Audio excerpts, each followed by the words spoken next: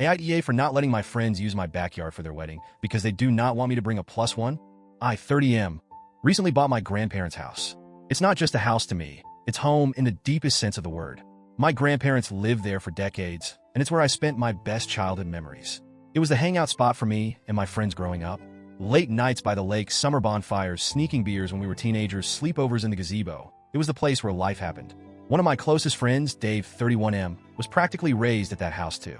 He and I met in elementary school, and we've been inseparable ever since. We were the kind of friends who finished each other's sentences, knew each other's family drama inside and out, and even had a secret handshake well into our teenage years.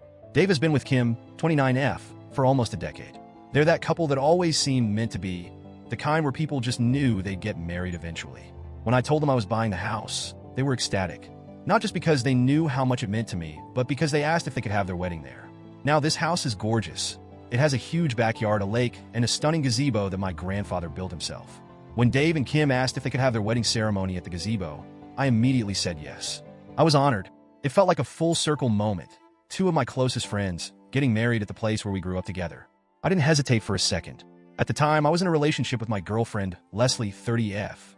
We had been together for 4 years, and things were serious. So serious that she and I were actually planning to buy the house together. We had talked about our future there, imagined raising kids in the same backyard where I grew up, and even discussed renovations. But then, during the process of securing financing for the house, I uncovered something I never saw coming. Leslie was drowning in debt. I'm not talking about a little credit card debt or a car loan. I'm talking a mountain of financial disaster that she had kept secret from me for 4 years. Credit cards maxed out, personal loans stacked on top of each other, tens of thousands of dollars gone, with no explanation for where it all went. I was completely blindsided. I felt betrayed. It wasn't even just about the debt. It was the fact that she had lied about it for our entire relationship. She let me plan a future with her under completely false pretenses. When I confronted her, she cried, begged me not to leave, promised she'd fix it. But I just couldn't do it. I couldn't stay with someone who could keep something that huge from me for so long. So I ended things. That was 6 months ago. Here's where things get messy, eh? I met Leslie through Kim because they're cousins. Kim and Dave were the ones who introduced us. And at first, it was great. We all got along, we double dated all the time, and I honestly thought Leslie was the one. So, obviously, the breakup caused a lot of tension. Leslie did not handle it well. She was convinced we'd get back together. Even now, 6 months later, she still sends me long messages about how she knows we're meant to be and how our love is stronger than this obstacle. She's shown up at my house multiple times trying to talk, despite me making it very clear that I'm done. About 2 months ago, I started dating again. It wasn't anything serious at first, just dipping my toes back into the dating pool, but I eventually met someone I really like. She's kind, funny, supportive, and honestly makes me feel like myself again. For the first time in a long time, I felt genuinely happy with someone new. Then last week, Dave and Kim invited me over for dinner. I thought it was just a casual hangout, but it quickly became clear that they had something specific to talk about. That's when they hit me with this. We need you to not bring a date to the wedding. At first, I thought they were joking. I literally laughed. But when I saw their serious faces, I realized they weren't kidding. I asked why. Kim sighed and gave me this look. You know, the one people give when they think they're being reasonable, but are actually being completely unfair? It's just, Leslie is still really struggling with the breakup.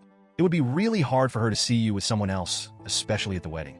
We just want to avoid any unnecessary drama. I was stunned. So let me get this straight. They're asking me to host their wedding at my house, on my land, using my gazebo, but I'm not allowed to bring a date? Because my ex, who I want nothing to do with, might feel uncomfortable? I told them, as calmly as I could, that their request was completely unfair, that they had no right to dictate my personal life, especially at a wedding they were holding at my house. Kim got defensive, saying it wasn't about me, but about keeping the peace. It's just one day. Can't you just do this one thing? For Leslie's sake? I told them absolutely not. If this was their condition, then they needed to find a new venue. Dave and Kim are furious.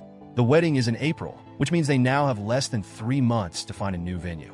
They claim I'm being petty and vindictive, and that I'm ruining their wedding over something small.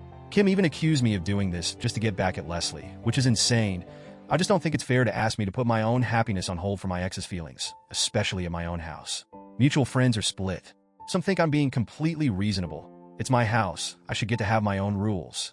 Others think I'm being harsh and should just let it go to avoid drama. Even my parents weighed in.